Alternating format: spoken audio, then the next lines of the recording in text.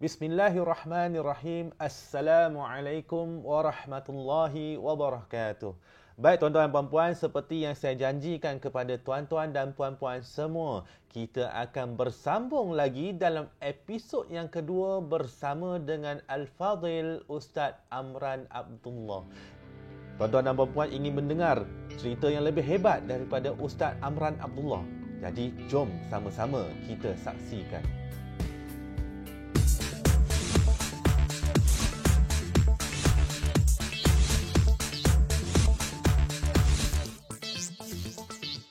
Baik, Alhamdulillah, tuan-tuan dan puan-puan semua, anda sekarang bersama dengan saya, Muhammad Ridwan Tan, dalam channel Nasihat Mu'allaf.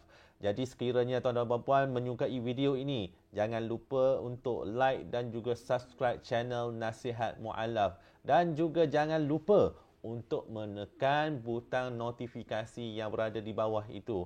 Ingat, jom kita sama-sama untuk menyokong usaha dakwah. Setiap klik anda adalah kebajikan. Baik, alhamdulillah tuan-tuan dan puan-puan, ya. Jadi minggu ini ataupun pada video kali ini kita akan bersambung lagi bersama dengan Ustaz Amran. Bagi jadi tuan-tuan dan puan-puan yang belum lagi melihat ataupun menonton episod yang pertama, bolehlah pergi kepada video yang pertama itu, berada di link di bawah video ini, ya, ataupun jom kita sama-sama saksikan sedutan untuk episod yang lepas.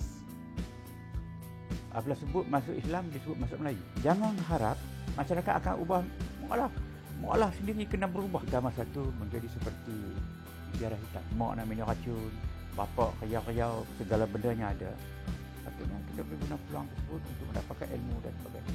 Pada episod yang lepas, kita telah mendengar bagaimana Ustaz Amran mendapat hidayah daripada Allah Subhanahu Wa Taala sehingga beliau mengucapkan 2 kalimah syahadah. Kita juga mendengar bagaimana Ustaz Amran melalui cabaran dan dugaan ketika waktu beliau masih lagi mu'alaf, dan juga kita juga mendengar daripada Ustaz Amran sendiri bagaimana beliau bermujahadah dalam mencari ilmu, belajar, mendalami ilmu agama Islam sehingga beliau menjadi seorang pendakwah. Jadi hari ini kita akan sambung lagi perkongsian daripada Ustaz Amran Abdullah. Baik, insya-Allah.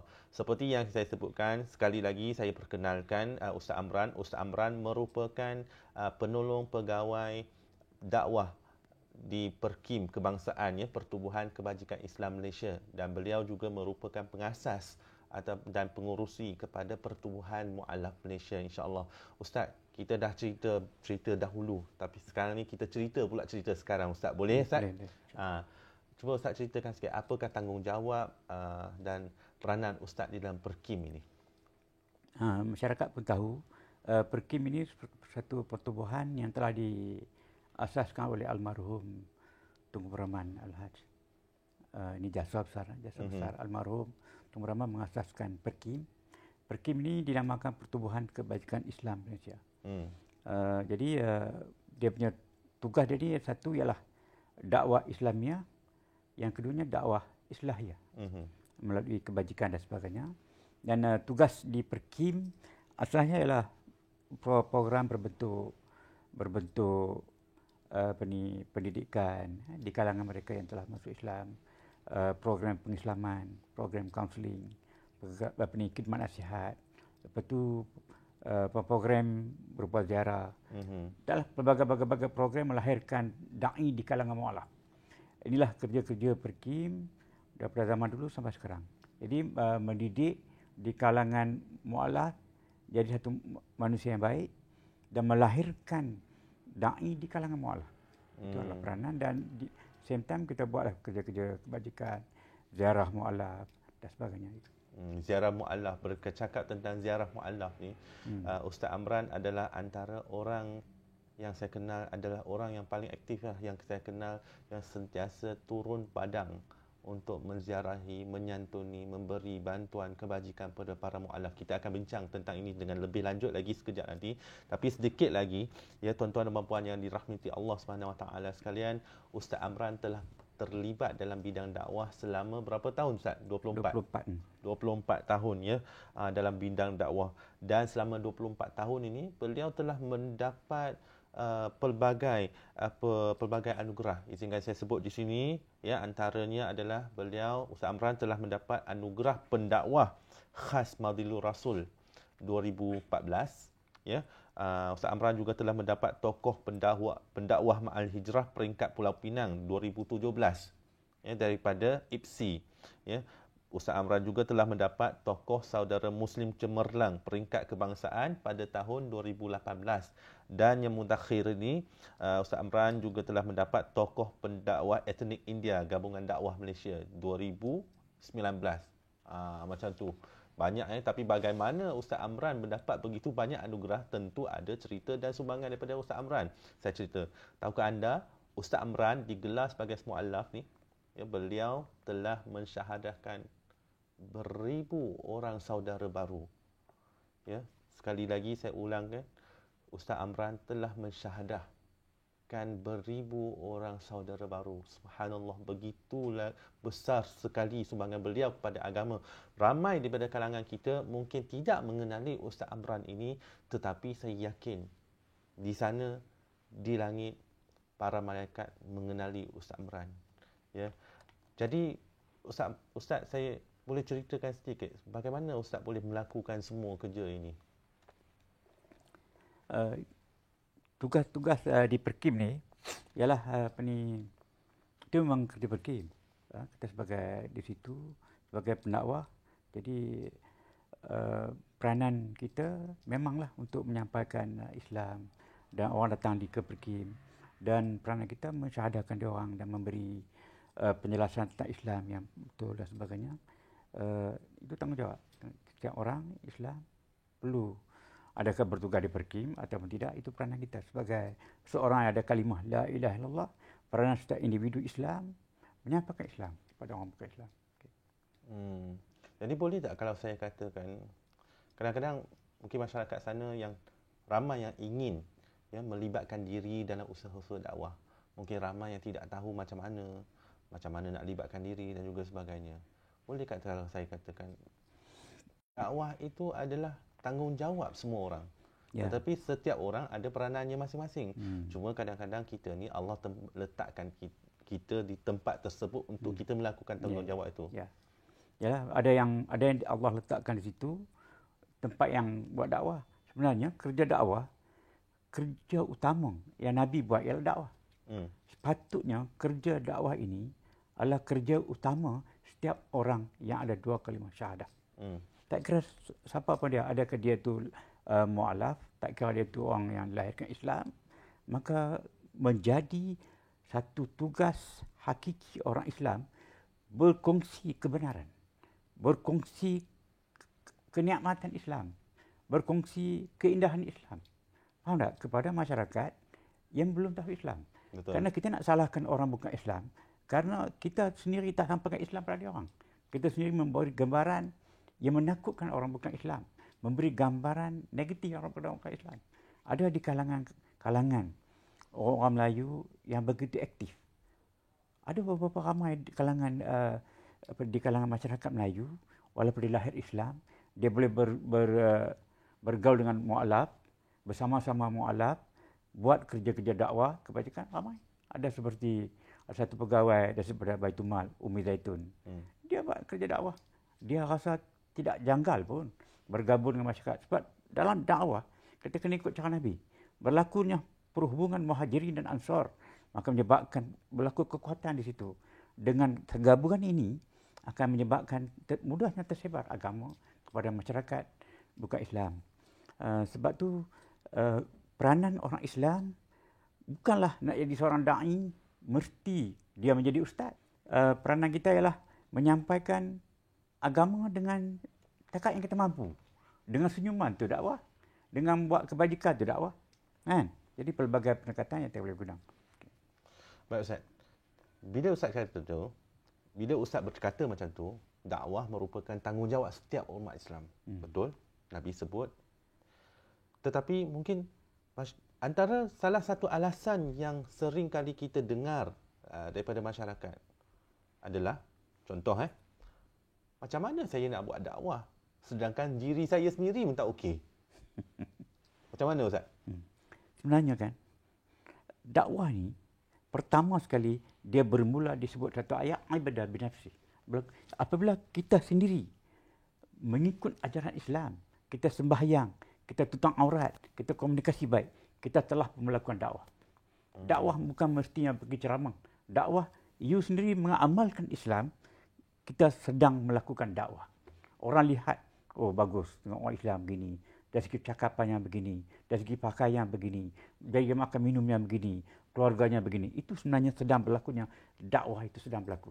Saya ingat satu ayat yang Ustaz pernah cakap dulu. Kita nak menjadi seorang Islam adalah orang nampak muka kita Islam. Orang nampak mata kita Islam. Orang nampak badan kita Islam. Kan? Orang nampak mana-mana bahagian dalam diri kita, itu semua melambangkan Islam. Okey, baik Ustaz. Ustaz sekarang umur boleh 50 lebih lah kan. Tapi kita kata 50 lebih ni umur senja lah kan. Umur senja ni kan dah boleh dapat duit pencen, dah boleh berehat di rumah, kan, bersenang lenang, dah bekerja berpuluh-puluh tahun, dekat Perkim dah 24 tahun. Jadi nak tanya Ustaz, kenapa Ustaz masih lagi bersemangat melakukan program ni, buat program ni, kebajikan sini sana? Tak letih ke Ustaz? Sedangkan Ustaz dah boleh berehat pun kat rumah. Sebenarnya kan, dakwah tidak ada pengakhiran. Tidak ada noktah dalam perjuangan menyebarkan agama. Patutnya lagi senja, lagi kuat amal ibadat, lagi kuat kerja-kerja kebajikan dakwah kita, biar kita meninggalkan hasil kan kepada masyarakat dan sebagainya. Sebab tu dalam dakwah, tugas kita lah kan. Lagi umur kita lagi ni, lagi banyaklah patut kita buat kebaikan dan kebajikan. Itulah sumbangan kita pada agama, dan kita akan dapat di sana pun ini hasilnya. Dan lagi satu Ustaz, sebab Ustaz yang pada kalangan mu'alaf lah, mungkin kalangan mu'alaf dan ataupun orang-orang yang selalu terlibat dengan NGO, badan-badan kebajikan, ramai yang mengenali Ustaz kan. Ustaz ni seorang tokoh yang sangat humble. Ya, sangat humble, merendah diri, tetapi seorang yang sangat disegani, sangat dikagumi, sangat dihormati. Sedangkan anak-anak didik Ustaz dulu-dulu pun ramai daripada kalangan mereka pada hari ini telah menjadi pendakwa yang hebat. Ramai daripada kalangan mereka telah menjadi profesor, dah ada PhD dan juga sebagainya. Tapi saya nampak sesuatu Ustaz. Saya pun salah seorang daripada yang Ustaz sering kali menolak orang tersebut ke hadapan. Sedangkan Ustaz boleh ke hadapan, tapi kenapa Ustaz suka menolak orang ke hadapan Ustaz? Kepakaran manusia berbeza. Sebab tu kita kena dalam agama ni, dia ada kepakaran tau. Ada orang pakar dari segi doktor, ada orang pakar dari segi engineer, ada orang dari segi agama dia pakar fiqh, ada orang pakar Al-Quran. Jadi kita bercakap suatu benda yang kita rasa kita boleh. Kita tak boleh, kita jangan jadi Superman. Kita bercakap satu benda yang kita tak mampu. Kita bercakap satu benda yang bukan ahli dia. Biar bagi pada orang-orang yang lebih layak, lebih ahli. Jadi kita bantu dari belakang. Sebab Islam bukan tempat kita nak jadi juara. Islam bukan kita nak tunjuk kita ni hebat. Islam satu kerja Allah. Satu amanah yang perlu sampaikan dengan cara yang terbaik dan bagi orang faham. Jadi kalau kita bukan pakar, tak perlu kita nak kelang kabut. Kan? Sebab kerja dakwah ni amanah kan. Jadi kalau kita rasa kita bukan ahli, kita bukan pakar benda tu, jangan cakap. Jadi ada di kalangan kita ni kadang-kadang ialah dia rasa dia ni pakar segala pakar kan. Jadi tak perlulah. Jadi kita cakap benda yang kita mampu cakap, kita cakap. Benda yang tak mampu, jangan cakap. Baik. Alhamdulillah, itu dah dia perkongsian padat. Masa kita sangat pendek tetapi sangat hebat daripada Ustaz Amran. InsyaAllah. Jadi sekali lagi, jika tuan-tuan dan puan menyukai perkongsian ini, video ini jangan lupa untuk like dan juga subscribe channel Nasihat Mu'alaf. Ingat, jangan lupa untuk tekan notification ya, yang butang loceng yang berada di bawah itu. Jom kita sama-sama sokong usaha dakwah dan setiap klik anda adalah kebajikan, insyaAllah. Baik Ustaz. Jadi soalan akhir Ustaz. Ya, soalan akhir. Boleh tak Ustaz bagi sedikit nasihat kepada saya ataupun masyarakat awam kan, yang orang yang berjinak-jinak dalam usaha-usaha dakwah ini? Apa yang perlu disediakan? Sedikit nasihat Ustaz. Ya, pertama kalau nak di Islam lah. Jadi bukan kata nak di pendakwah. Nak jadi Muslim yang baik, nak di Islam, orang lihat kita ni sebagai satu orang yang baik, nombor satu, Islam menekankan tentang ilmu. Yang kedua, Islam menekankan tentang amal. Yang ketiga, Islam menekankan tentang akhlak. Kalau benda ni ada pada setiap individu Muslim, Islam akan berkembang dengan lebih besar. Sebab tu setiap individu Islam mesti berebut untuk menguasai ilmu. Setiap individu Islam mesti berebut beramal. Setiap individu Islam perlu berusaha memperbaiki akhlak setiap masa. Itulah akan menjadi contoh ikutan kepada seluruh masyarakat tentang kebaikan dan keindahan Islam. Baik, alhamdulillah, terima kasih banyak-banyak Ustaz.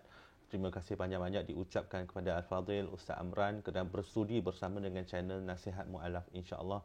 Akhir sekali Ustaz, saya memohon doa kepada Ustaz supaya Allah permudahkan segala usaha dakwah kita ini, ya Ustaz. Dan saya juga doakan Ustaz supaya Allah kurniakan kesihatan yang berpanjangan pada Ustaz.